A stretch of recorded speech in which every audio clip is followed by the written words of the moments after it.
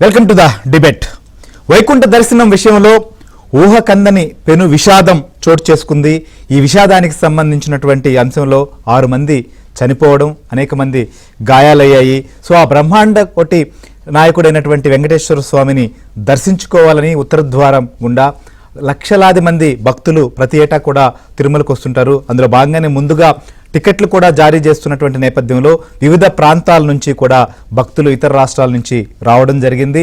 గతంలో ఉన్నటువంటి పాత విధానాన్ని కొనసాగిస్తూ కింద కూడా ఏదైతే కౌంటర్లు ఏర్పాటు చేసి టోకన్లు ఇస్తామని చెప్పడం, ఆ కౌంటర్ దగ్గర ముఖ్యంగా ఏదైతే రామానాయుడు స్కూల్ దగ్గర చోటు చేసుకున్నటువంటిది, బైరాగిపట్టడి పార్క్ వద్ద చోటు చేసుకున్నటువంటి పరిణామం, ఒక్కసారిగా గేట్లు తీయడం, అక్కడ తొక్కిసలాట జరగడం, ఇలాంటి విషాదానికి దారితీసినటువంటి పరిస్థితి చూసాం. సో ఈ పరిణామం వెంటనే కూడా ముఖ్యమంత్రి స్పందించడం, మంత్రుల బృందాన్ని అక్కడికి పంపించి పర్యవేక్షించడం, వైద్య సేవలు అందించడమే కాకుండా వైకుంఠ ఏకాదశికి వెళ్ళేటువంటి భక్తులకు కూడా ఇబ్బంది కలగకుండా చూడడం, ఇలాంటివన్నీ కూడా జరిగాయి. అయితే ప్రస్తుతం మొత్తం కూడా ఏదైతే తిరుమల తిరుపతి దేవస్థానానికి సంబంధించినటువంటి విషయంలో ఏ సంఘటన జరిగినా, ఎలాంటి అంశమైనప్పటికీ కూడా అది కొన్ని కోట్ల మంది భక్తులతో సెంటిమెంట్గా భావించేటువంటి అంశం, చాలామంది భక్తులపై దీన్ని ప్రభావితం కూడా చేస్తుంది. సో ఈ నేపథ్యంలోనే ఈ ఘటనకు సంబంధించినటువంటి అంశం పైన ఎవరైతే నిర్లక్ష్యంగా వహించారో వారిపైన ఇప్పటికే సస్పెండ్ చేశారు, బదిలీ వేటు కూడా వేశారు. అయితే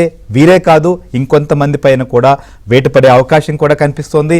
న్యాయపరమైన విచారణ కూడా సమగ్రంగా జరపబోతున్నారు. ఒకవైపు ఎవరైతే చనిపోయారో వారికి ఎక్స్గ్రేషియా, అలానే ఉపాధి అవకాశాలు కూడా చూశారు. అయినప్పటికీ కూడా ప్రస్తుతం ఉన్నటువంటి పరిస్థితుల్లో స్పష్టంగా ఈ సంఘటన జరిగిన తర్వాత మంత్రుల బృందం కావచ్చు, ముఖ్యమంత్రి, డిప్యూటీ సీఎం వీళ్ళందరూ చూస్తే కూడా అక్కడ అధికారుల నిర్లక్ష్యం, ముఖ్యంగా కోఆర్డినేషన్, ఏదైతే శాఖల మధ్య సమన్వయం లోపించడం, ఇలాంటివన్నీ కూడా జరిగాయనేది మాత్రం అర్థమవుతోంది.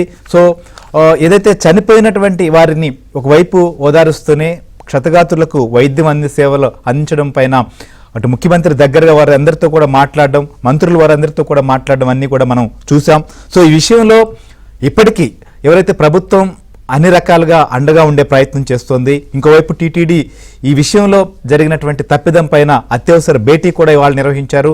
ఇంకోవైపు ఇంకా ఏం ప్రక్షాళన చేయాలి, టీటీడీ నుంచే ప్రక్షాళన మొదలు పెడతామని చెప్పి కూటమి ప్రభుత్వం వచ్చిన తర్వాత చంద్రబాబు నాయుడు చేసినటువంటి ప్రకటన. అయితే అధికారులు కావచ్చు, పాలక మండలి కొత్త వారు వస్తే సరిపోతుందా, ఇంకా ఏం చేయాలి, ఏ రకమైనటువంటి మార్పులు తీసుకురావాలి అనేది కూడా ప్రస్తుతం చర్చకు దారి తీస్తోంది. ఎందుకంటే మనం చూసాం ఈ ఘటన సంబంధించిన దానిపైన భక్తులు కావచ్చు ఒకవైపు వాళ్ళు రియాక్ట్ అవుతుంటే, ఇంకోవైపు దీన్ని రాజకీయం చేసేటువంటి ప్రయత్నం. సో ఏ సంఘటన జరిగితే దాని శవరాజకీయాలకు సిద్ధంగా ఉండేటువంటి వారు ఎటును దాన్ని రాజకీయం చేసే ప్రయత్నం చేశారు. వైసీపీ అధ్యక్షుడు జగన్ కావచ్చు, వాళ్ళ బ్యాచ్ నిన్న వెళ్ళినప్పుడు ఆ హాస్పిటల్లో జరిగినటువంటి పరిణామాలు, అక్కడ ప్రభుత్వం పైన తిట్టించేటువంటి ప్రయత్నాలు, ఇవన్నీ కూడా మనం చూసాం. సో దీనికి సంబంధించి ప్రత్యక్షంగా ఏదైతే సంఘటన జరిగిన తర్వాత అక్కడికి వెళ్ళి అటు క్షతగాతులకు వైద్య సేవల దగ్గర నుంచి భక్తులకు సంబంధించిన విషయాన్ని కూడా అటు అధికార యంత్రాంగం శాఖలతో సమన్వయం చేసుకుంటూ అక్కడ ఉన్నటువంటి పరిస్థితిని పర్యవేక్షించినటువంటి దేవాదాయ శాఖ మంత్రి ఆనం రామనారాయణ రెడ్డి కూడా మనతో జాయిన్ అవుతున్నారు. సో అక్కడ జరిగినటువంటి పరిణామాలు ఏంటి, ఏం చేశారు, ఇంకా ఏం చేయబోతున్నారు, సో ప్రతిపక్షం సంబంధించినటువంటి వారు చేస్తున్నటువంటి శవరాజకీయాలు ఏంటి, సో ఇంకా కూడా వీరు ప్రజాక్షేత్రంలో కాదు వీరు మృగాల్లా వ్యవహరిస్తున్నారని చెప్పి రామనారాయణ రెడ్డి ఎందుకు కామెంట్ చేయాల్సి వచ్చిందో కూడా మనం అడిగి తెలుసుకుందాం. మనతో పాటు దేవాదాయ శాఖ మంత్రి రామనారాయణ రెడ్డి ఉన్నారు. నమస్కారం రామనారాయణ రెడ్డి గారు. నమస్కారం అండి. నమస్కారం. ఎస్ సార్, ముందుగా అసలు వైకుంఠ దర్శనానికి సంబంధించిన విషయంలో భక్తులకు ఈ సంఘటన, ఈ తొక్కిసలాట జరగడం, ఈ విషయం మీకు తెలిసిన తర్వాత సో అసలు ఏమనిపించింది, అలాంటి పరిస్థితిని అసలు మన ఊహకు కూడా అందనటువంటి విషాదం జరిగినటువంటి సందర్భంలో ఆ సందర్భంగా మీరు ఎట్లా రియాక్ట్ అయ్యారు?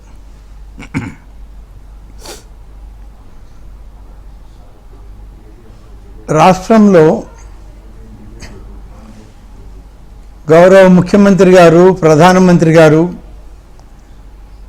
విశాఖపట్నంలో ఉండి ఏ రాష్ట్ర ప్రగతి కోసరం, రాష్ట్ర భవిష్యత్తు కోసరం, రాష్ట్ర ప్రజల యొక్క ఆర్థిక అభివృద్ధి కోసరం 2 లక్షల పైచిలుకు కోట్ల ప్రాజెక్టులు తీసుకొచ్చి మన రాష్ట్రంలో శంకుస్థాపనలు, ప్రారంభోత్సవాలు చేస్తూ ఉంటే అందరం కూడా ఆనందంలో ఉండడం జరిగింది. ఇంత పెద్ద ఎత్తున ఈ రాష్ట్రం అభివృద్ధికి కేంద్ర ప్రభుత్వం ప్రధానమంత్రి నరేంద్ర మోడీ గారు స్వయంగా వచ్చి మనకు అందిస్తున్నారని చెప్పి ఎంతో సంతోషించాం. ఆ సంతోషం అందరం ఒకరికొకరం వ్యక్తపరచుకునేలాగానే ఈ దుస్సంఘటన వార్త మాకు తెలిసింది. ఈ దుస్సంఘటన విషయంలో ఇది కాకతీయంగా జరిగిందా, ప్రత్యేకంగా ఏదైనా కుట్ర కోణమా అని అనేక రకాలుగా ఆలోచన చేశాక గౌరవ ముఖ్యమంత్రి గారు ఈ ఆనందం చెందేటువంటి సమయంలోనే ఈ దురదృష్ట వార్త విని ఆయన ఎంతో ఇబ్బంది పడ్డారు, బాధపడ్డారు, ఆవేదనకు గురయ్యారు. గౌరవ ముఖ్యమంత్రి చంద్రబాబు నాయుడు గారు వెంటనే దేవాదాయ శాఖ మంత్రిగా నన్ను, అలాగే రెవెన్యూ శాఖ మంత్రిగా అనగాని సత్యప్రసాద్ గారిని, హోంశాఖ మంత్రి గారైనటువంటి అనిత గారిని ముగ్గురిని హుటాహుటిన తిరుపతికి వెళ్ళండి, వెంటనే అక్కడ ఉన్నటువంటి వాతావరణం చూడండి, ఎలా జరిగింది ఈ ప్రాంతంలో, ఎంత ప్రాంతం అది, ఎలా జరిగింది అనేటువంటి పర్యవేక్షణ చేసి క్షతగాత్రులు ఎలా ఉన్నారు, ఎవరికైనా ఇంకా పెద్ద ఎత్తున గాయాలయ్యి ప్రాణాపాయ స్థితి ఉందా, ఎంతమంది ప్రాణాలు కోల్పోయారు అనేటువంటి విషయం స్పష్టంగా మీరు పోయి చూడండి అని చెప్పి చెప్పగానే రాత్రి 11 గంటల సమయంలో సత్యప్రసాద్ గారు కానీ నేను కానీ అనిత గారు కానీ ఒక దగ్గరికి చేరడానికి వేకువజామున అయింది. అందరం కలిసి మాట్లాడుకొని ఆ రోజు ఉదయం తిరుపతికి 9 గంటలకు చేరడం జరిగింది. 9:30 గంటలకు చేరిన తర్వాత మొదట ఆసుపత్రికి వెళ్ళాం. ఓకే. ఎవరైతే ప్రాణాలు కోల్పోయారో ప్రాణాలు కోల్పోయినటువంటి ఆ కుటుంబాలని పరామర్శించాలని, ఆ ప్రాణాలు కోల్పోయినటువంటి వ్యక్తుల్ని కూడా దగ్గర నుంచి చూడాలని మేమందరం వెళ్ళాం, చూసాం. అలాగే ఆ కుటుంబ సభ్యులందరినీ కూడా పరామర్శించాం. వాళ్ళ హృదయ విదారకమైనటువంటి బాధ, భగవంతుని సాన్నిధ్యానికి మేము వస్తే ఇలాంటి పరిస్థితి మాకు వచ్చిందని చెప్పి వాళ్ళు బాధపడ్డారు. తర్వాత వాళ్ళు ఈ తొక్కిసలాట ఎలా జరిగింది అంటే ఇది ఎప్పుడు చేసేటువంటి కార్యక్రమం కాదు, పోయిన ప్రభుత్వం చేసినటువంటి ఏర్పాట్లే ఇవాళ టీటీడీ వాళ్ళు ఇక్కడ ఉన్న అధికారులు కొనసాగించారు. అందువల్ల కొంత ఇబ్బందికరమైన పరిస్థితులు వచ్చినాయని కొంతమంది దగ్గర విశ్లేషించుకోవడం జరిగింది. అంటే ఇది కూడా మీరు అక్కడికి వెళ్ళారు, ఎవరైతే క్షతగాత్రులకు సంబంధించి వైద్య సేవలు అందించాలని పర్యవేక్షించిన తర్వాత ఆ ప్లేస్కి కూడా వెళ్ళారు కదా, తర్వాత మీ తర్వాత సీఎం గారు కూడా వచ్చారు, అక్కడ పర్యవేక్షించినటువంటి పరిస్థితిని కూడా చూశారు. సో అన్ని వేల మంది అక్కడికి వస్తే అక్కడ ఉన్నటువంటి అధికారులు ఏం చేశారు, ఎందుకు ఇంత నిర్లక్ష్యం వహించారు, ఒక్కసారిగా అసలు గేట్ తీయాల్సినటువంటి పరిస్థితి ఎందుకు వచ్చింది అసలు? అది ఒక పబ్లిక్ పార్క్ అండి. ఓకే. ఆ పబ్లిక్ పార్కులో 3 గేట్లు ఉన్నాయి, 2 చిన్న గేట్లు ఉన్నాయి, ఒక పెద్ద గేట్ ఉంది, main gate. Okay. Main gate close చేస్తుంది. ఈ టోకన్లు ఇచ్చేటువంటి క్యూ లైను మెయిన్ గేట్ నుంచి ప్రారంభింపబడ్డది. ఎప్పుడు కూడా ఈ క్యూ లైన్ అంత దూరం ఉండేది కాదు. అందుకని అక్కడికి వచ్చినటువంటి భక్తులందరూ కూడా పార్కు కూడా ఒక హోల్డింగ్ ఏరియా అనుకొని ఆ యొక్క పార్కులోకి పోయి ఉండడం జరిగింది. వికెట్ గేట్స్ గుండా వాళ్ళు లోపలికి వెళ్ళారు. పార్కు పెద్ద పార్కే, దాదాపు 3-4 వేల మంది పట్టేటువంటి పార్క్ అది. అందరూ ప్రశాంతంగా కూర్చొని ఉన్నారు. వాళ్ళు టికెట్ కౌంటర్లు ఎప్పుడు తెరుస్తారా అని వేచి చూస్తున్నారు. ఆ సమయంలో అక్కడ ఒక మహిళకి షుగర్ డౌన్ అయిపోవడంతో ఆమెని వెంటనే ప్రథమ చికిత్సకి తీసుకువెళ్ళడానికి ఒక ప్రయత్నం అక్కడ ఉన్నటువంటి అధికారులు చేశారు. కానీ అక్కడ ఉన్న పోలీస్ అధికారులు ఎవరు, ఇన్ఛార్జీలు ఎవరు అక్కడ లేరు. ముఖ్యంగా డిఎస్పీ అక్కడ లేడు, కన్సర్న్ సర్కిల్ ఇన్స్పెక్టర్స్ లేరు, వాళ్ళంతా వాళ్ళు వేరే డ్యూటీల్లో ఉన్నారు. అక్కడ ఆ గేట్లు కూడా 2 రకాలుగా తీయడానికి ఒక ప్రయత్నం. ఎప్పుడు కూడా అవి బయటకు ఓపెన్ అయ్యే గేట్లని పార్క్ లోపలికి ఓపెన్ చేయడానికి ఒక ప్రయత్నం జరిగింది. ఆ ప్రయత్నంలో గేట్లు సగం వచ్చి ఆగిపోయాయి. ఓకే. ఈ మహిళ ప్రాణాపాయ స్థితిలో ఉందని ఎత్తుకుపోయే ప్రయత్నంలో గేట్లు అటు ఇటు కదిలించు వాళ్ళు దగ్గరగా కొంత అధికారులు లేకుంటే పోలీసు వారు చేసే ప్రయత్నం చేసినప్పుడు పార్కులో ఉన్న వాళ్ళకి ఎవరికి ఈ విషయం తెలియక గేట్లు ఒక్కసారిగా తెరుచుకున్నాయి. మనమందరం క్యూ లైన్లోకి వెళ్ళిపోవాలని చెప్పి వాళ్ళు అక్కడి నుంచి బయటపడే ప్రయత్నం చేశారు. ఆ తోపులాటలో గేట్లు స్వతహాగా తెరుచుకోవాల్సినటువంటి ఆపోజిట్ డైరెక్షన్లో ఓపెన్ అయిపోయాయి. దానిలో ఆ ఒక్కసారి జనం పైన పడ్డంలో ముందు లైన్లలో ఉన్నవాళ్ళు క్రింద పడిపోయారు. వెనక వాళ్ళకి ఈ సంగతులు తెలియక తొక్కిసలాట అయింది. వాళ్ళ మీద నడుచుకుంటూ తొక్కుకుంటూ వెళ్ళడం. ఈ బాధాకరమైన విషయాలన్నీ కూడా అక్కడ మన చిత్రీకరణలో టీవీల్లో సీసీ కెమెరాల్లో మన ఆపోజిట్ డైరెక్షన్లో ఉన్నాయి అనేక షాపింగ్ కాంప్లెక్స్లు. వాళ్ళ దగ్గర కూడా అన్నీ కలెక్ట్ చేశారు. విచారణ సాగుతూ ఉంది. దీనిలో 6 వ్యక్తులు చనిపోవడం, అందులో 4 ఆంధ్రప్రదేశ్ వాళ్ళు, 2 ఒకరు తమిళనాడు, ఒకరు కేరళ వారు, 6 మంది చనిపోవడం జరిగింది. ఈ 6 మంది కూడా రాష్ట్ర ప్రభుత్వం ముఖ్యమంత్రి గారు ఆలోచన చేసి ఆయా కుటుంబాల్లో ఇటువంటి ఇబ్బందికరమైన పరిస్థితి వచ్చింది, బాధ కలిగింది, వాళ్ళని కొంతైనా ఆదుకోవాలని చెప్పి 25 లక్షల రూపాయలు చనిపోయినటువంటి వ్యక్తులకి ఎక్స్గ్రేషియా కింద అనౌన్స్ చేసి అప్పటికప్పుడే ఆ నిధులు విడుదల చేయించడం జరిగింది. 2 మాత్రం సీరియస్ ఇంజరీస్ అయితే ముఖ్యమంత్రి గారు స్వయంగా చూసి 5 లక్షలు ఒక్కొక్కరికి, 33 మందికి 2 లక్షల లెక్కన గాయాలు పాలైన వాళ్ళకి ఇచ్చి అక్కడ నుంచి వాళ్ళని స్వస్థలాలకు చేర్చే కార్యక్రమానికి ముఖ్యమంత్రి గారు ఆదేశాలు ఇవ్వడం జరిగింది. రైట్ సార్, మరొక అంశం, ఈ సంఘటన చూసిన తర్వాత ఇక్కడ మనం బ్రహ్మోత్సవాల సమయంలో ఒక శాఖల మధ్య సమన్వయం లేదా ముందస్తు సమావేశాలు జరుగుతుంటాయి. కానీ ఇక్కడ కూడా ఇంత సంఖ్యలో వస్తున్నప్పుడు ముందుగా దీనిపైన సమీక్ష కానీ లేదా టీటీడీ కావచ్చు లేదా స్థానికంగా ఉన్నటువంటి పోలీస్, రెవెన్యూ ఈ శాఖల మధ్య సమన్వయం లేదు అనేది దీని ద్వారా స్పష్టంగా అర్థమవుతుంది అనుకోవచ్చా? దానివల్లే ఇదంతా జరిగింది అనేటువంటిది కూడా వ్యక్తమవుతుంది. ఎందుకంటే మీరు కూడా పర్యవేక్షించినప్పుడు కూడా మనం చూసాం అక్కడ ఉన్నటువంటి పరిస్థితులు అన్నీ కూడా. ఎందుకు ఇలాంటి పరిస్థితి వచ్చింది? ఇప్పటికైనా అక్కడ సీనియర్ అధికారులు, అనుభవం ఉన్నటువంటి వారితో కోఆర్డినేషన్ చేయించేటువంటి ప్రక్రియ ఏమన్నా మొదలవుతుందా? ఇక్కడ ఒక్కటి, నిన్న ముఖ్యమంత్రి గారు వచ్చినప్పుడు కానీ తర్వాత అక్కడ ఉన్నటువంటి పరిణామాల విషయంలో స్పష్టంగా ఆలోచన చేశాం.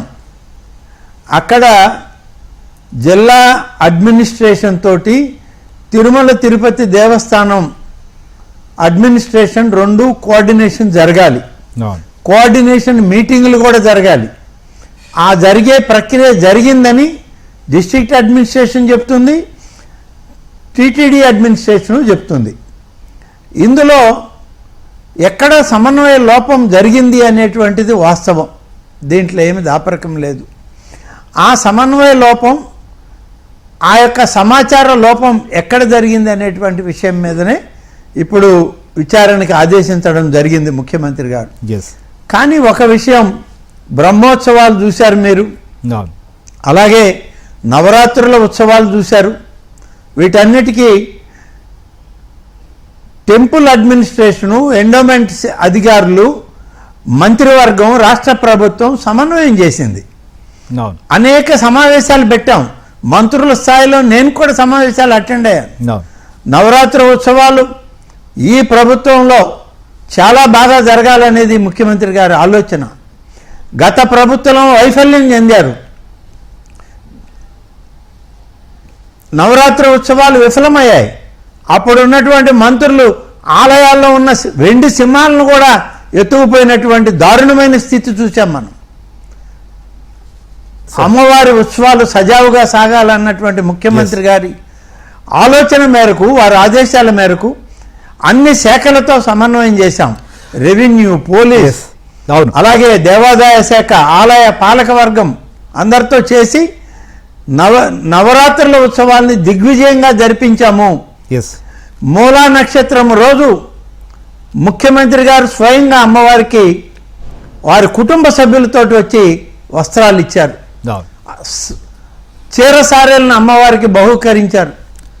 మూలా నక్షత్రం రోజు దాదాపు 1,25,000 మంది భక్తులు ఇంద్రకీలాద్రి మీదకు వస్తే అందరికీ ఉచిత దర్శనమే ఇచ్చాం, ఉచిత లడ్డు ప్రసాదం ఇచ్చాం. ఎస్, విజయదశమి రోజు కూడా అలాగే చేశాం. అవునవును సార్, ఇది మనం చూసాం సార్. విజయవాడలో బ్రహ్మోత్సవాలు మీరు చార్జ్ చేసుకున్న తర్వాత అక్కడ బ్రహ్మోత్సవాల సమయంలో నవరాత్రుల విషయంలో జరిగింది. కానీ ఇక్కడ ప్రిన్సిపల్ సెక్రటరీ స్థాయిలో ఉన్నటువంటి అధికారులుగా ఈఓలు ఉంటున్నారు. ఇక అటు జేఈఓలు కావచ్చు, లేకపోతే తిరుపతి అర్బన్ ఎస్పీ కానీ, తిరుపతి కలెక్టర్ కావచ్చు, తిరుపతి ఎస్పీ కావచ్చు, వీళ్ళందరూ కూడా ఒకరితో ఒకరు సమన్వయం చేసుకోవాలి, ఒకరు లీడ్ చేసుకోవాలి అంటే కొంచెం సీనియర్ ఆఫీసర్స్ కూడా ఉండాల్సిన అవసరం ఉంది. దానికి తోడు అక్కడ ఏదో పిఆర్ పబ్లిక్ రిలేషనే కాదు, పిలిగ్రిమ్ రిలేషన్ చాలా ముఖ్యం అధికారులకు కూడా. అది లోపిస్తోంది. దాన్ని ఎట్లా ఫుల్ఫిల్ చేస్తారు? అంటే పూర్తిగా సమన్వయ లోపం ఉందని చెప్పలేము. ఎందుకనంటే ఈ విషయంలో బ్రహ్మోత్సవాలు ఒక 2 మాసాల క్రితమే జరిపాము. అక్కడ బ్రహ్మోత్సవాల్లో అనేక రకాలైనటువంటి సమావేశాలు పెట్టుకున్నాం. నేను కూడా స్వయంగా ఈఓ, అడిషనల్ ఈఓ, జేఈఓల యొక్క సమావేశానికి హాజరయ్యాను. తిరుపతికి, తిరుమలలో జరిగింది. ఈ యొక్క బ్రహ్మోత్సవాలు విజయవంతం కావాలి, గౌరవ ముఖ్యమంత్రి గారు స్వామివారికి పట్టు వస్త్రాలు ఇవ్వడానికి కుటుంబ సమేతంగా వస్తారు అని చెప్పి అన్ని జాగ్రత్తలు తీసుకొని బ్రహ్మోత్సవాలు జరిపితే ఒక్కొక్క రోజు 1,00,000 మంది పైన భక్తులు శ్రీవారిని దర్శించుకున్నారు. బ్రహ్మోత్సవాల్లో అన్ని సేవలు దిగ్విజయంగా నడిచాయి. కాబట్టి అధికార యంత్రాంగం అనేటువంటిది వాళ్ళకి పూర్తి అవగాహన ఉంది తిరుమల తిరుపతి దేవస్థానం మీద ఇప్పుడున్న అధికారులకి. కానీ నిన్నటి జరిగిన దురదృష్టకరమైన సంఘటన తిరుపతిలో కొంత అవగాహన లోపం ఉంది, సమాచార లోపం ఉంది.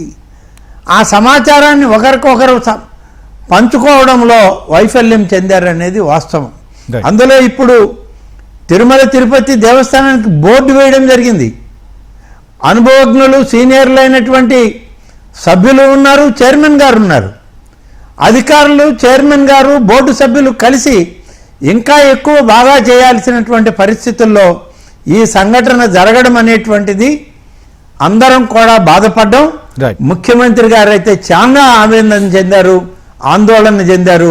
దీన్ని సరిచేసే ప్రక్రియలో అక్కడ ప్రత్యక్షంగా ఎవరి లోపాలైతే కనబడ్డాయో ఒక ఐఏఎస్ అధికారిని, 2 ఐపీఎస్ అధికారుల్ని, ఒక డైరెక్టర్ స్థాయి అధికారిని అక్కడికక్కడనే ట్రాన్స్ఫర్ చేయడం, సస్పెండ్ చేయడం, డిఎస్పీ స్థాయి అధికారులను కూడా సస్పెండ్ చేయడం జరిగింది.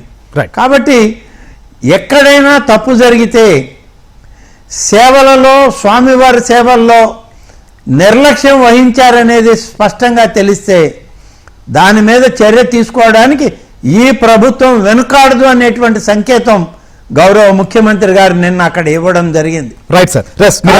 దేవాదాయ శాఖ ఇప్పటికే మేము రాష్ట్రంలో ఉన్నటువంటి అన్ని ఆలయాలకు కూడా ఆదేశాలు ఇచ్చాం. వైకుంఠ ఏకాదశి పర్వదినాన అన్ని జాగ్రత్తలు తీసుకోమన్నాం, అన్ని రకాలుగా చర్యలు తీసుకుంటూ ఉన్నాం. రైట్, మీరు రాష్ట్రంలో ఈ జాగ్రత్తలు తీసుకున్నారు. కానీ ఇక్కడ జరిగినటువంటి ఇన్సిడెంట్ పైన మనం చూసాం. నిన్న మీరందరూ వెళ్ళిన తర్వాత వైసీపీ అధ్యక్షుడు జగన్ కావచ్చు అని బ్యాచ్ అంతా రావడం జరిగింది. అక్కడ హాస్పిటల్లో జరిగిన పరిణామం, అసలు కవర్లు ఎందుకు ఇవ్వబోయారు, ఆ కవర్లో ఏముంది, మీరు సంచలన కామెంట్లు కూడా చేశారు. దీనికి శవరాజకీయానికి తెరతీయాల్సినటువంటి అవసరం ఏంది, లేదా నిజంగా కూడా ప్రభుత్వం సంబంధించినటువంటి నిర్లక్ష్యం అని చెప్పి దీనికి బాధ్యత వహించాలని చెప్పి డిమాండ్ చేస్తున్నారు. రామనారాయణ రెడ్డి ముందెందుకు కనీసం సమీక్ష జరపలేదని చెప్పి బొత్స లాంటి వాళ్ళు కూడా ప్రశ్నిస్తున్నారు. వీటి మీద కూడా మీరు సమాధానం అడిగారు. నిన్న మనం చూసాం, మీరందరూ అక్కడికి వెళ్ళి పరిస్థితిని పర్యవేక్షించి చక్కదిద్దిన తర్వాత వాళ్ళకు ఒక స్వాంతన కలిగించే చర్యలు తీసుకున్నారు, వారికి పరిహారం ప్రకటించారు. ఇంకొక వైపు టీటీడీలో కావాలంటే అవుట్ సోర్సింగ్ జాబ్ కూడా చేస్తామని చెప్పి కూడా ప్రకటించారు. అయితే తర్వాత వచ్చినటువంటి జగన్ కావచ్చు వాళ్ళటువంటి బ్యాచ్ అక్కడ హాస్పిటల్లో జరిగినటువంటి పరిణామం, ఒక పెద్ద సంఖ్యలో లోపలికి రావడం అనేది ఒక ఎత్తు అయితే, సో మీరు ఇంకొక సంచలనమైనటువంటి అంశం కూడా చెప్పారు. కవర్లు ఇచ్చి వాళ్ళని ప్రభుత్వం పైన లేకపోతే ముఖ్యమంత్రి చంద్రబాబు నాయుడు పైన, మీ పైన తిట్టేసేటువంటి ప్రయత్నం కూడా చేశారని చెప్పి కవర్లు ఇచ్చేటువంటి కుట్రక ఎవరికి తెరలేపారు? అసలు కవర్లు ఇవ్వాల్సిన అవసరం ఏంటి, అసలు ఏం జరిగింది, ఆ కవర్ల వ్యవహారం ఏంటి?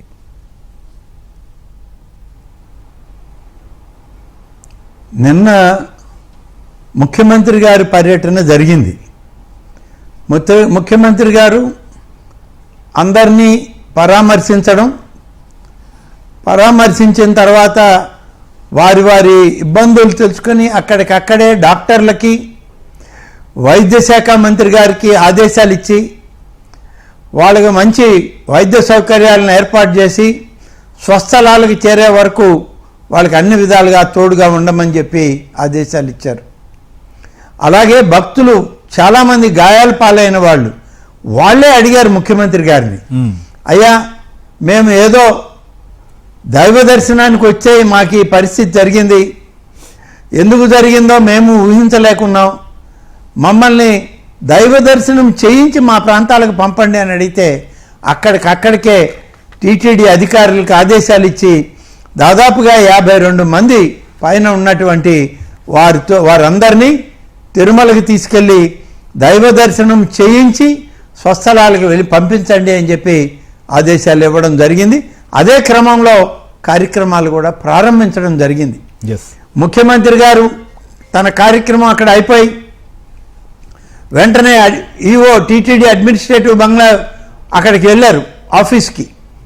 అక్కడ సమీక్ష జరిగేటప్పుడు ఉప ముఖ్యమంత్రి శ్రీ పవన్ కళ్యాణ్ గారు రావడం, వారు కూడా ఆసుపత్రిలో ఉన్నటువంటి అక్కడ ఆ క్షతగాత్రుల్ని పరామర్శించడం, అవన్నీ అయ్యాక బయటకు వచ్చి కారు ఎక్కే ముందు పవన్ కళ్యాణ్ గారు ప్రజానాయకుడు, అలాగే ఆయనకి ఎంతోమంది వేల సంఖ్యలో అభిమానులు ఉన్నటువంటి నాయకుడు.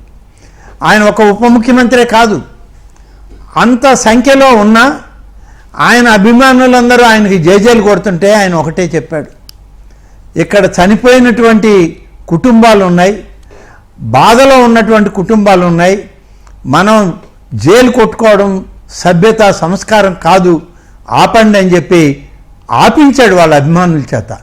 అది సంస్కారవంతమైన రాజకీయం. ఆ విధంగా పవన్ కళ్యాణ్ గారు చేశారు. కానీ జగన్మోహన్ రెడ్డి గారు ఆయన కనీసం పవన్ కళ్యాణ్ గారు వెళ్ళిందాకైనా 15-20 నిమిషాలు ఆగండి, డిప్యూటీ సీఎం గారు ఉన్నారు అక్కడ అని చెప్పి జగన్ గారికి చెప్తే, ఆయన ఉంటే మాకేమి, ఆయన ఉంటే మేమెందుకు రాకూడదు అని చెప్పి అందరినీ నిర్లక్ష్యం చేసి ఆయన ఆసుపత్రికి వచ్చాడు. పోనీ ఆసుపత్రికి వచ్చిన వాడు ఏమన్నా ఆయన నాయకులు ఒకరిద్దరిని తీసుకొని లోపలికి వెళ్ళి ఐసీయూ డిపార్ట్మెంట్లో పర్యవేక్షించాడా అంటే లేదు. వందల సంఖ్యలో ఐసీయూ వార్డుల్లోకి ఆయన కార్యకర్తలు నాయకులతోటి జొరబడ్డం జరిగింది. అసలు డాక్టర్లు ఏం చెప్పారు, పేషెంట్లు ఏం చెప్పారు, నర్సులు ఏం చెప్తున్నారు అనేది కూడా కనీసం తెలుసుకునే పరిస్థితి కూడా లేకుండా వాదోపవాదాల లోపల డాక్టర్లు ఆ పేషెంట్లకు పెట్టిన సెలైన్ బాటిల్ను కూడా పక్కకు లాగేసే పరిస్థితి. ఇంత దారుణంగా జగన్మోహన్ రెడ్డి గారు ప్రవర్తించడం ఇది అతి దిగజారుడుతనం అని చెప్పి చెప్పక తప్పదు. ఒక విషయం నేను చెప్తున్నాను, ఇవాళ జగన్మోహన్ రెడ్డి పరామర్శకు రాలేదు, క్షతగాత్రులను చనిపోయిన కుటుంబాలను విచారణకు రాలేదు, వాళ్ళ యొక్క బాధలు వినడానికి రాలేదు. అతను కేవలం తన రాజకీయ ప్రయోజనాలను కాపాడుకోవడానికి వచ్చాడు. మనం గత 5 ఏళ్ళు చూసాం, జగన్మోహన్ రెడ్డి ఏ ప్రాంతానికి వెళ్ళాలన్నా చెట్లు నరికేయాలి, కరెంటు ఆపేయాలి, బజార్లు మూసేయాలి, పోలీసులంతా కూడా తెరలు కట్టుకొని నిలబడితేనే జగన్మోహన్ రెడ్డి గారు రోడ్డు మీదకి వస్తాడు. కనీసం రోడ్డు మీదకు కూడా రావడానికి సాహసం చేయనటువంటి జగన్మోహన్ రెడ్డి ఇవాళ ఎందుకు వచ్చాడు స్విమ్స్ ఆసుపత్రికి? కేవలం తన రాజకీయ ప్రయోజనాలను కాపాడుకోవాలని దుష్ట చతుష్టయంతో కలిసి వచ్చాడు అని చెప్పి మమ్మల్ని అడ్డుకోబోయారు, మా కాన్వాయ్ రానియకుండా చేసే ప్రయత్నం చేశారు, మేమేదో లోపాలు ఎత్తి చూపుతామని చెప్పి మాట్లాడినటువంటి పరిస్థితులు కూడా విన్నాం. అలాంటిది ఏమన్నా అడ్డుకున్నారా అక్కడ సార్? ఆయన అడ్డుకునే ప్రయత్నం ఎవరూ చేయలేదు. పోలీస్ అధికారులు అయ్యా అక్కడ ఉప ముఖ్యమంత్రి గారు ఆసుపత్రిలో విచారణలో ఉన్నారు, వారిని పరామర్శించి వచ్చాక మీరు వెళ్ళండి, ఒక్క 15 నిమిషాలు మీరు ఆగండి అని అంటే ఆగకుండా నెట్టుకొని తోసుకొని పోలీస్ అధికారుల మీద కూడా దౌర్జన్యం చేసి నేరుగా ఆసుపత్రులకి వందల సంఖ్యలో తన కార్యకర్తలను తీసుకొని ఆసుపత్రిలోకి దూరారు. పవన్ కళ్యాణ్ గారి అభిమానులు అక్కడ ఉన్నారు, వాళ్ళు నినాదాలు ఇస్తుంటే పవన్ కళ్యాణ్ గారు ఆపారు. కానీ జగన్మోహన్ రెడ్డి గారు ఆయన నినాదాలను ఆయన ఆపలా, ఇంకా వాళ్ళని ఉత్సాహపరిచాడు, ఇంకా దౌర్జన్యం చేయమన్నాడు, ఆసుపత్రిలోకి దూరి వెళ్ళమన్నాడు, ఐసీయూ డిపార్ట్మెంట్లకి మరి ఒక బాధ్యత లేనటువంటి వ్యక్తిగా ప్రవర్తించాడు. ఇది దుష్ట చతుష్టయ యాత్రే తప్ప ఇది కష్టంలో ఉన్నటువంటి వాళ్ళని పరామర్శించే యాత్ర కాదు. ఇంకా జగన్మోహన్ రెడ్డి తన రాచరికపు వ్యవస్థలో నుంచి ఆలోచనల నుంచి బయటకు రాలేదు. ఆయన అదే విధమైన పోకడల్లో ఉన్నాడు. ప్రజలు ఇప్పుడు బుద్ధి చెప్పి 5 సంవత్సరాలు అసలు నీకు ప్రతిపక్ష పాత్ర కూడా లేదని చెప్పాక కూడా ఆయనకి ఇంకా జ్ఞానోదయం కలగలేదంటే ఆ భగవంతుడే ఆయన్ని ఏ విధంగా కాపాడుతాడో చూడాలి. ఎస్, కవర్లు కూడా ఇచ్చారు అన్నారు సార్, ఏది కవర్ల వ్యవహారం ఏంటి అసలు?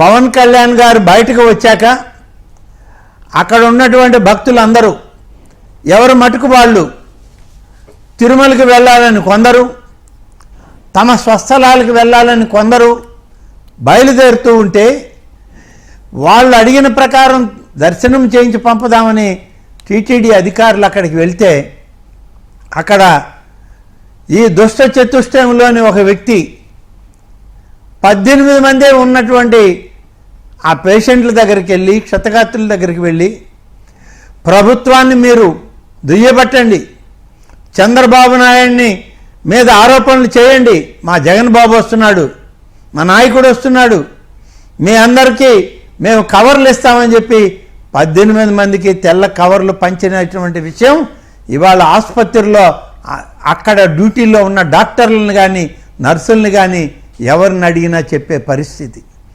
మీ దుష్ట పంచాంగంలో, నీ దుష్ట పన్నాగంలో వ్యక్తి నీ రాకకి అక్కడ పేషెంట్లు ఉండరేమో, దెబ్బలు తగిలిన వాళ్ళు, గాయాలైన వాళ్ళు వెళ్ళిపోతారేమో అని వాళ్ళని నిలుపుకోవడానికి నానాయాతన పడి పైపెచ్చు ప్రభుత్వాన్ని, ముఖ్యమంత్రిని తిట్టామని నీకు కవర్లు పంచినటువంటి విషయం ఇంతకన్నా నీచమైన రాజకీయ సంస్కృతి ఇంకెక్కడైనా ఉందా అని అడుగుతున్నా. ఇంత నీచానికి దిగజారాలనా? నీకు అధికారం కోల్పోయి 6 మాసాలు కాలేదు, ఇంకా నీకు ఈ నీచ సంస్కృతి పోలేదే. నీవు రాజకీయాల్లో, రాజకీయ మనుగడలో లేవు, నువ్వు ఇంకా దోపిడీ సంస్కృతిలోనే, దారి దోపిడీ విధానాల్లోనే, దుష్ట చతుష్టయంలో ఇంకా నువ్వు ఆలోచనలతో నడుస్తున్నావు తప్ప భారత రాజ్యాంగ ప్రజాస్వామ్య వ్యవస్థలో నీకు స్థానం లేదు అని చెప్పి జగన్కి, జగన్తో ఉన్న ఆ దుష్ట చతుష్టయానికి చెప్పాల్సిన అవసరం ఉంది. రైట్, మరొక అంశం సార్, కుప్పంలో అంతకు ముందు రోజు వరకు, ఆ రోజు వరకు కూడా చంద్రబాబు గారు ఉన్నారు, ఆయన సమీక్ష జరపలేదు. సీనియర్ మంత్రి ఆనం రామనారాయణ రెడ్డి దేవాదాయ శాఖ చూస్తున్నారు, ఆయన కూడా కనీసం సమీక్ష జరపలేదని చెప్పి కొద్దిసేపటి క్రితమే బొత్స లాంటి వారు మాట్లాడుతున్నారు. ఏం చెప్తారు దీనికి? బొత్స సత్యనారాయణ గారు సీనియర్ రాజకీయ నాయకుడు. కాంగ్రెస్ పార్టీలో అందరం కలిసి పనిచేశాం, వైఎస్ఆర్ కాంగ్రెస్ పార్టీలో కూడా కలిసి ఉన్నాం, కానీ మేము దూరం అయ్యాం. ఇంకా వాళ్ళ నాయకుడి గురించి ఆయనకి రాజకీయ అవగాహన రాలేదంటే ఆయన ఇంకా అవగాహన లేనటువంటి నాయకుడిగా కొనసాగుతూ ఉన్నాడు. బొత్స సత్యనారాయణ గారికి తెలుసో తెలియదో దేవాదాయ శాఖ ప్రక్షాళన జరుగుతూ ఉంది. అన్ని ఉత్సవాల విషయాల్లో ప్రభుత్వం పాలక వర్గాలతో కలిసి, అధికారులతో కలిసి పనిచేస్తూ ఉన్నాం. నిన్న జరిగిన సంఘటనకి పాలక వర్గం తిరుమలలో ఏర్పడింది. అంతకుముందు జరిగిన బ్రహ్మోత్సవాల సమయంలో అక్కడ పాలక వర్గం లేదు. ఇప్పుడు పాలక వర్గం వచ్చింది. స్వయం ప్రతిపత్తి కలిగినటువంటి సంస్థ తిరుమల తిరుపతి దేవస్థానం. మంత్రులుగా మేము సమీక్షించాలన్నప్పుడు స్వయం ప్రతిపత్తి కలిగినటువంటి తిరుమల తిరుపతి దేవస్థానం యొక్క అధికార యంత్రాంగం, పాలక వర్గం ప్రభుత్వాన్ని సలహాలు, సూచనలు కావాలని చెప్పి అడిగితే తప్పకుండా మేము వెళ్ళి రివ్యూ చేస్తాం, వాళ్ళకి తగిన సూచనలు ఇస్తాం. బ్రహ్మోత్సవాలను అదేవిధంగా మేము సూచనలు ఇచ్చి నడిపించాం, సజావుగా సాగింది. అనుభవజ్ఞులైన అధికారులు, ఇవాళ అక్కడ ఉన్నటువంటి ఎగ్జిక్యూటివ్ అధికారి బొత్స సత్యనారాయణ గారి దగ్గరే ఎంతో అనుభవంతో పనిచేసిన వ్యక్తి కాదని బొత్స సత్యనారాయణ గారు చెప్పగలరా? అటువంటి సీనియర్ అధికారులు ఉన్నప్పుడు పొరపాట్లు జరుగుతాయనేటువంటిది ఎవరికీ భావం లేదు. పాలకవర్గం వాళ్ళు కలిసి చేసుకుంటున్నారు, బాగా చేస్తున్నారనే రాష్ట్ర ప్రభుత్వం కూడా భావించింది. అంతకుముందు దసరా ఉత్సవాలు చేశాం, బ్రహ్మోత్సవాలు చేశాం.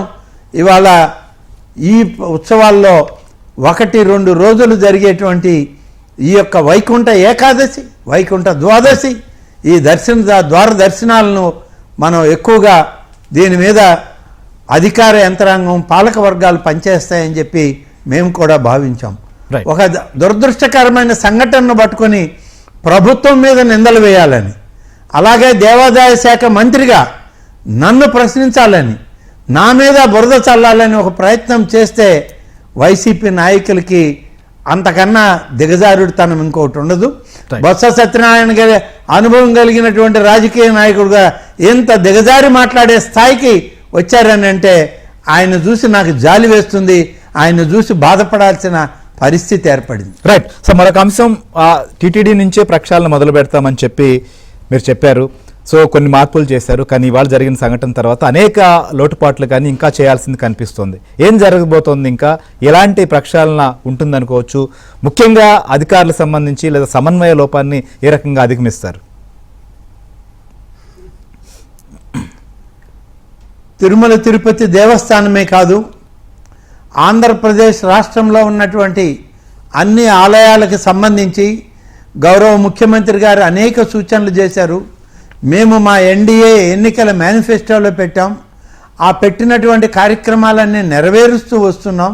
ఇప్పటికే అనేక దఫాలుగా మీడియా ద్వారా కూడా చెప్పాం. ముఖ్యంగా ముఖ్యమంత్రి గారి కోరిక, ఆలోచన ఒకటే, దేవాదాయ శాఖ పటిష్టవంతమైనటువంటి విధానాలలో హిందూ సమాజానికి వైభవోపేతమైనటువంటి దైవ ఆశీస్సులను అందించాలనేదే ముఖ్యమంత్రి గారి కోరిక. అందుకనే ఇవాళ ఆయన మొట్టమొదటిసారి తిరుమలకి వెళ్ళినప్పుడు ప్రక్షాళన ప్రారంభిస్తున్నాను అన్నారు. ప్రక్షాళన ప్రారంభమైంది. దేవాదాయ శాఖలో మేము చేసినటువంటి అనేక కార్యక్రమాలు, చెప్పిన ప్రతి మాట నెరవేర్చుకుంటూ వచ్చాం.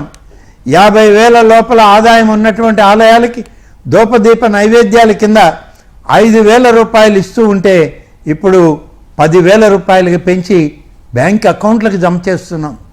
50,000కు పైబడినటువంటి ఆదాయం ఉన్నటువంటి ఆలయాల్లో ఉన్న అర్చకులకి 10,000 రూపాయలు గతంలో గౌరవ వేతనం ఉంటే ఇప్పుడు 15,000 రూపాయలు చేసి గౌరవ వేతనం ఇస్తూ ఉన్నాం. వేదం చదివినటువంటి యువత ఈ వేదంతో మాకేమొస్తుంది, వేద పాండిత్యం మాకెందుకు, మా కుటుంబాలు ఎలా గడుస్తాయనంటే ఆ వేద పాండితులందరికీ వేదం చదివి సర్టిఫికేట్లు ఉన్నటువంటి వాళ్ళకి, ఇవాళ ఆగమ శాస్త్రం వేదం కలిగినటువంటి వాళ్ళకి నెలకు 3,000 రూపాయల చొప్పున సంభావనలో 3 సంవత్సరాల వరకు వాళ్ళకి ఇవ్వడం జరుగుతూ ఉంది. అంతేకాదు ప్రతి ఆలయంలో ఖచ్చితంగా ఇవాళ అమలు చేస్తూ ఉన్నాం. దైవనామ స్మరణ తప్ప వేరొకటి రాకూడదని చెప్పాం.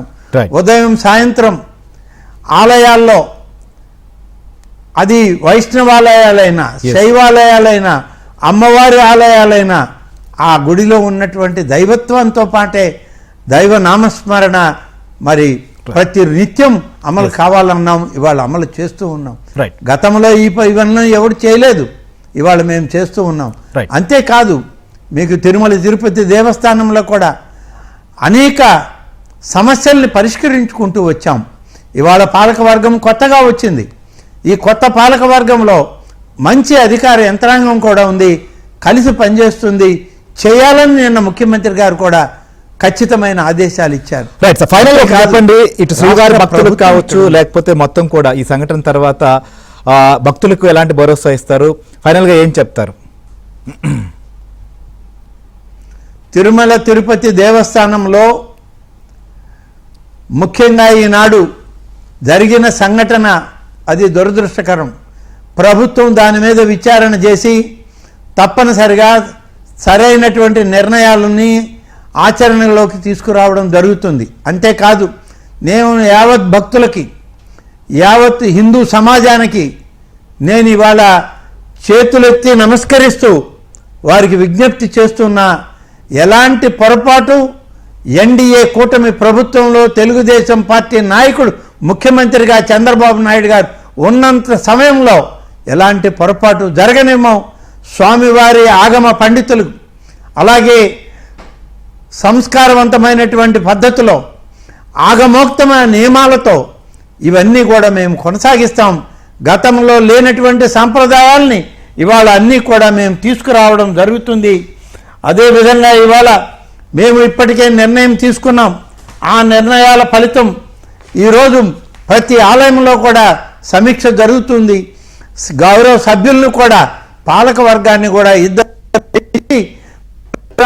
బ్రాహ్మణులను కూడా అందులో చేర్చాలని చెప్పి మరి చట్టాన్ని కూడా మార్చడం, సనాతన ధర్మ సంప్రదాయాల్ని, ఆగమ శాస్త్రాలని, ఆగమ పండితుల యొక్క ఆలోచనలతో ఆలయాల్లో పూజాది కార్యక్రమాలు కానీ ఇవన్నీ కూడా జరగాలి తప్ప అధికారుల ప్రవేశం ఉండకూడదని చెప్పి అధికార యంత్రాంగాన్ని నియంత్రించి ఇవాళ జీవోలు ఇచ్చి ఆదేశాలు ఇచ్చి మా దేవాదాయ శాఖ పనిచేస్తుంది. ఇంకా ఎక్కడైనా పొరపాట్లు జరిగితే, ఇంకా ఎక్కడైనా పొరపాట్లు జరుగుతూ ఉన్నా వాటిని సరిచేస్తాం. కొత్త పాలక వర్గాల్ని నియమించడానికి 1482 ఆలయాల్లో నూతన పాలక వర్గాల్ని ఫిబ్రవరి ఆఖరిలోగా ఆ పాలక వర్గాలను ఏర్పాటు చేయడానికి రాష్ట్ర ప్రభుత్వం అన్ని చర్యలు తీసుకుంటుంది, దేవాదాయ శాఖ తీసుకుంటుంది అని చెప్పి ఈ సందర్భంగా తెలియజేస్తూ, భక్తులకి ప్రజలకి నిన్న జరిగిన సంఘటన అది దురదృష్టకరమని మళ్ళీ విజ్ఞప్తి చేస్తూ, ఎలాంటి పొరపాట్లు జరగనటువంటి దైవ సాన్నిహిత్యాన్ని, హైందవ ధర్మాలని మీకు అందించడంలో ఆంధ్రప్రదేశ్ రాష్ట్ర ప్రభుత్వం, గౌరవ ముఖ్యమంత్రి చంద్రబాబు నాయుడు గారు, ఉప ముఖ్యమంత్రి పవన్ కళ్యాణ్ గారి నాయకత్వంలో మా దేవాదాయ శాఖ పనిచేస్తుందని చెప్పి ఈ సందర్భంగా తెలియజేస్తూ, ముఖ్యమంత్రి గారి ఆదేశాలు ఈరోజు తిరుపతిలో ఇన్ఛార్జి మంత్రిగా ఉన్నటువంటి మన అనగాని సత్యప్రసాద్ గారు దేవాదాయ శాఖ మంత్రిగా నన్ను ఇద్దరికీ ఆదేశాలు ఇచ్చారు. ఎప్పటికప్పుడు అన్ని ఆలయాలను పరిశీలిస్తూ, అలాగే తిరుమల తిరుపతి దేవస్థానం యొక్క నిత్య కార్యక్రమాల్లో కూడా ఎలా జరుగుతుంది ఏంటి మీరు పరిశీలన చేయండి. ప్రభుత్వం అవసరమైతే తప్పకుండా దానిలో జోక్యం కలిగించు ఉంటాం. ఎప్పుడు కూడా ఒక పాలక వర్గాన్ని నియమించాం.